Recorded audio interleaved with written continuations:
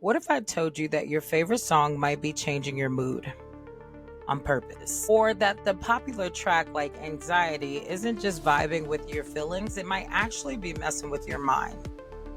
So today we're asking the big question. Is music just entertainment or is it low-key emotional programming? Let's get into it.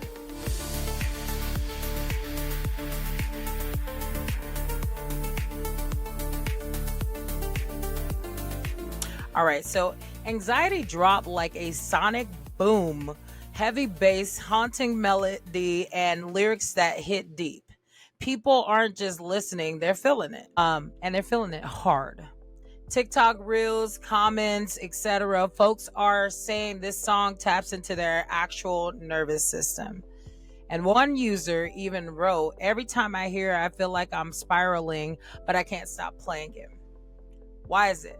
Is it just the lyrics, the rhythm, or is it something deeper happening? Now, I can give you a personal story as well. I was just talking to my spiritual daughter, and she just said to me that we talked about this song, and she goes, "Yeah, I don't know what it is, but I do feel super anxious." Every time I listen to this song, and even my boyfriend told me I need to stop listening to it. So here we go. You may have heard that the 440 hertz versus the 432 hertz debate. Now, some say that 440 hertz, the standard tuning for modern music, has destabilizing effect on the human brain. So let's hear a clip that breaks this down.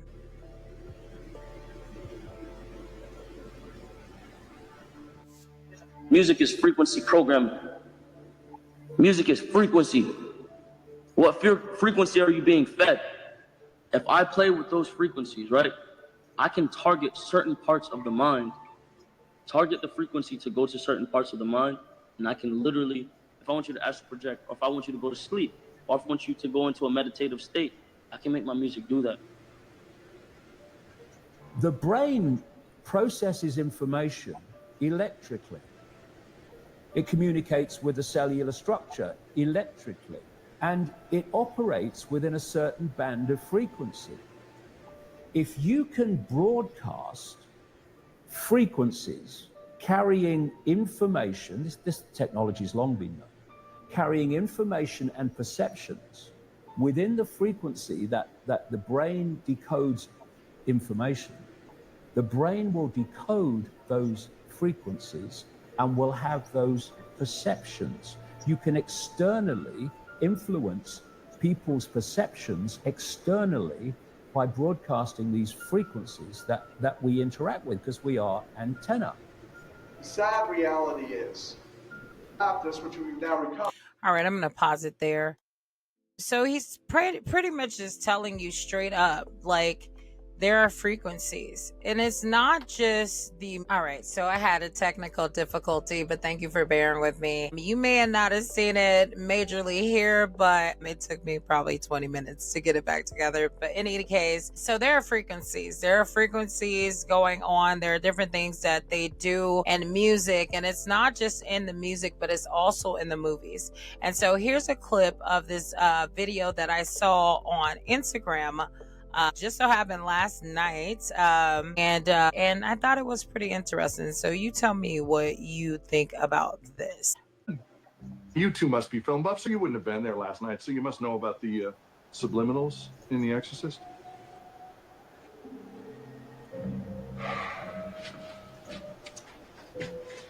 William Friedkin cut 2 frames of a demon's face into reel 6. People were thrown up in the aisles. There were cases of women going into labor. One gave birth right in the theater. People thought they were possessed. And all because of 2 frames, 2 little frames, and some creative sound. In certain spots, we mixed in the sound of an angry beehive. Really got on people's nerves. Guess whose idea it was, the subliminals? Yours? Second assistant cutter. We changed film forever. We should have won Best Picture that year. You know what did? The Sting! It was a travesty! I couldn't let that stand. Had to take it to the next level. So, I raised money for my own movie. I was after the recipe, you see. The universal combination of image and sound that would trigger the fear center of every human brain. I studied intrusive memory formation, the CIA hijinks with MK Ultra. Did you know flashes of 330 hertz can trigger seizures even in people without epilepsy? I applied everything I learned, like Edison creating the light bulb. I used thousands of combinations until one day it happened.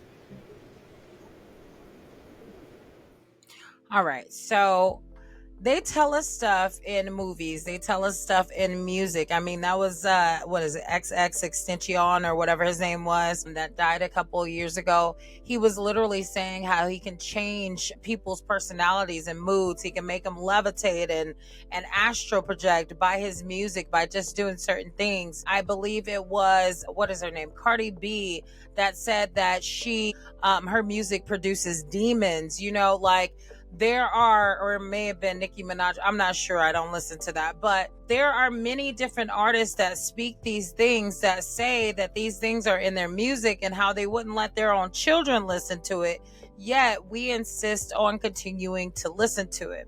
So with that being said, let's get back to the music. So he mentioned the 330 hertz or whatever in film, but now compare that that previous clip of the human mind to the 432 hertz. It's a frequency believed by some people to promote peace and clarity and even healing. So here's the thing, that what frequency is anxiety exactly? What is anxiety that song actually using? And more importantly, was that a choice? This isn't a conspiracy, it's science. As you've seen within that video, music affects your dopamine, your heart rate, and yes, even your thoughts. We're in a world where sonic branding is real, okay? Producers, engineers know exactly how to design a track that hits your head and stays there. And I can contest to it, that I literally, that stupid song, and I call it stupid because that's exactly what it is. It's demonic. Let's call it that. It was, you know, I'm scrolling and watching reels or shorts, and here you go, and that song is playing in the background and you're not trying to hear it, but there it is. For me, I'm a very musical person, so that's why I'm so careful about what I listen to, because if I hear something, I have a thing like word association. So I see a word, like even right now, the enemy's trying to make that song play in my head, and I rebuke that right now in the name of Yahusha. But it's a word association thing. So when I see it, like it'll start, a song will come up. And so that's why, and a lot of people are like that. I know it's not just me. There are a lot of people like that. So the question is that if they are doing these things that we hear them in commercials, I seen this commercial the other day for Apple something, and it's just a man dancing, doing weird stuff, and it's a song. It's a whole song in the background. And the point is that these music gets stuck in your head. So when a song like Anxiety feels like more than just music, it might be. And you have to ask yourself, is this song helping you process your emotions, or is it keeping you trapped in them? Right? So I work with a bunch of middle schoolers, okay? I'm a teacher with two middle schoolers, and that song, I mean, we already have some emotional stuff going on, clearly, but what I've noticed is more and more since that song has come out, more and more my students are experiencing anxiety. I even had a conversation with some of my students about that song, and they agreed. They go, oh my gosh, Miss, it's so true. That song, like, it makes me feel so anxious. And I feel like, so it was them explaining and expressing how this song does something more than just, you know, just a catchy tune and melody. It's somebody literally claiming that they have something.